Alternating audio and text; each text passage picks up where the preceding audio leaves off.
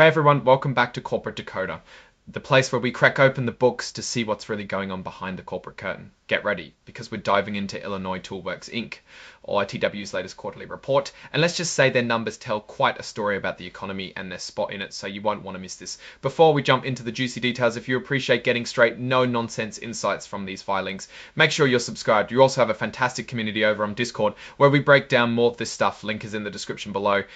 So, ITW, they're a big deal in making all sorts of industrial products and equipment. Think automotive parts, kitchen stuff, welding gear, you name it. They've got a really unique way of doing business they call the ITW business model, which they believe gives them a big edge. Now let's get to the money part. Looking at their income for the second quarter of 2025, they brought in about $4.1 billion in sales. That's a little bit more than the same time last year, but here's where it gets interesting. Even though their sales went up slightly, their profit, their net income actually went down a bit compared to last year. Specifically, their operating income, which is the money they make from just running their normal business operations, was $1.068 billion this year, up slightly from $1.054 billion last year for the second quarter. But when you look at the first 6 months of the year together, their operating income dropped from $2.81 billion last year to $2.019 billion this year. That's a noticeable dip. A big reason for this seems to be their costs. Their cost of revenue, basically what it costs them to make their products, stayed pretty much the same year over year for the second quarter. But when you look at the first 6 months, their cost of revenue actually went up slightly from $4.032 billion. It looks like their costs are rising a bit faster than their sales overall. And it's not just the cost of making stuff. Their selling, administrative, and research and development expenses also crept up. For the second quarter, these costs went from $686 million to $693 million. Over the first 6 months, they went up from $1.362 billion to $1.399 billion. So while they're trying to grow, their expenses seem to be growing too, eating into profits. Now let's look at their financial health, their balance sheet. It's like a snapshot of what they own and what they owe. They have $788 million in cash and equivalents as of June 30, 2025. That's down from $948 million at the end of last year. So they're using up some of their cash. Their inventories are up, going from $1.605 billion to $1.710 billion. This could mean they're stocking up in anticipation of sales, or maybe things aren't moving as fast as they'd like. Now, look at goodwill. This is what happens when a company buys another company for more than the value of its identifiable assets. ITW has a lot of this, $5.038 billion.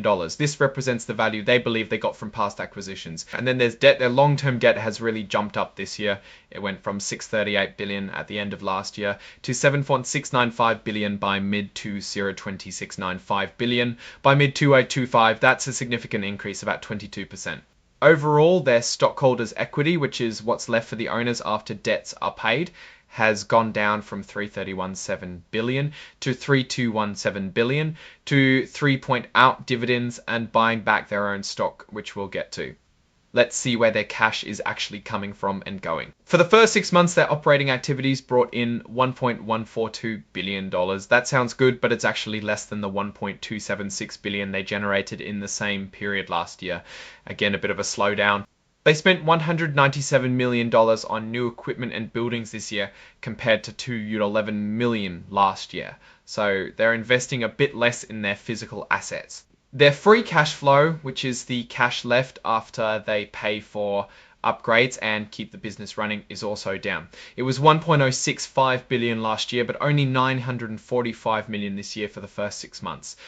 They paid out a lot in dividends, $880 million this year versus $837 million last year. They clearly want to reward their shareholders by sharing the profits. And they've also been busy buying back their own stock, spending $750 million in both periods. This reduces the number of shares out there, which can make earnings per share look better. Looking at the bigger picture for the whole company, their sales for the first 6 months of 2025 were $7.892 billion, a small drop from $8 billion last year.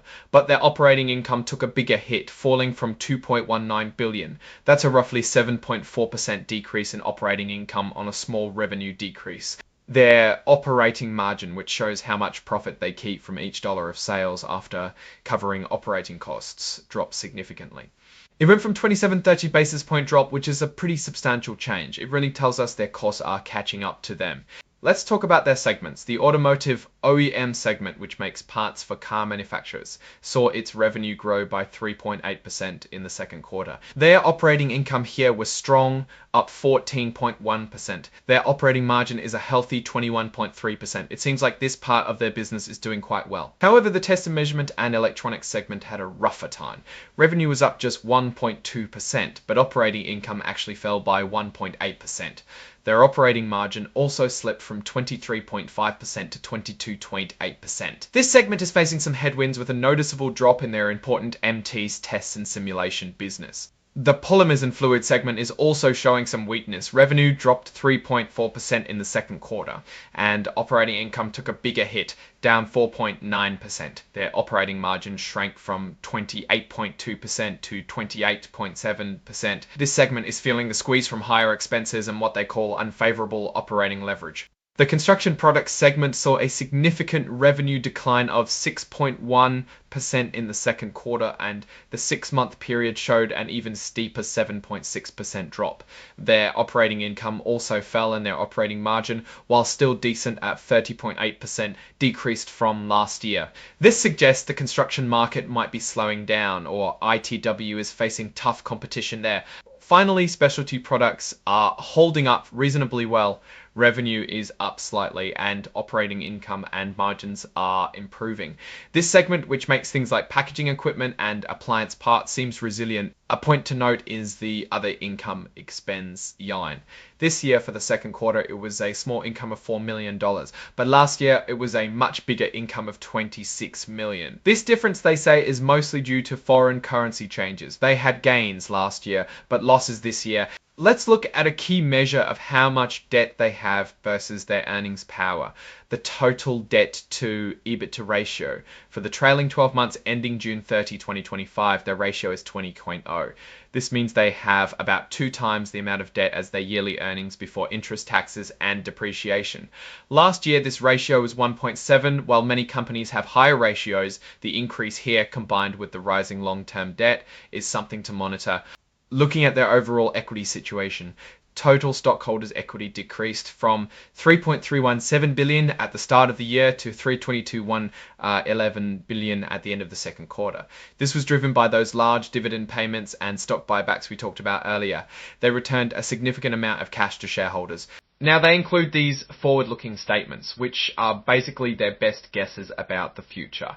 They mention risks like economic slowdowns, changes in global politics, supply chain issues, and even cybersecurity threats. They're being cautious, and frankly, given the economic climate, that's smart. Now, let's put on our investor hat and analyze this.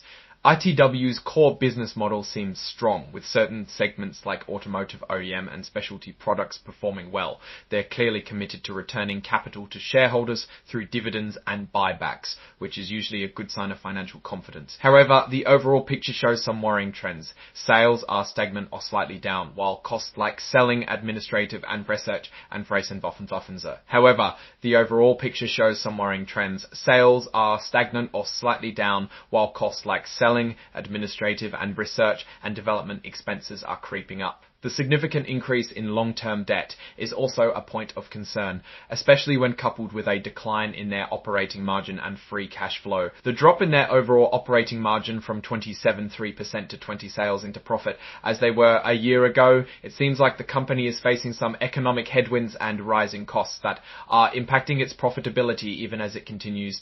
Alright, that's our breakdown of ITW's latest filing. What's your take on these numbers and what they signal for the company's future? Drop your thoughts in the comments. If this analysis was valuable, hitting that like button really helps, and subscribe for more deep dives. Don't forget to check out the Discord in the description. Thanks for watching. See you next time.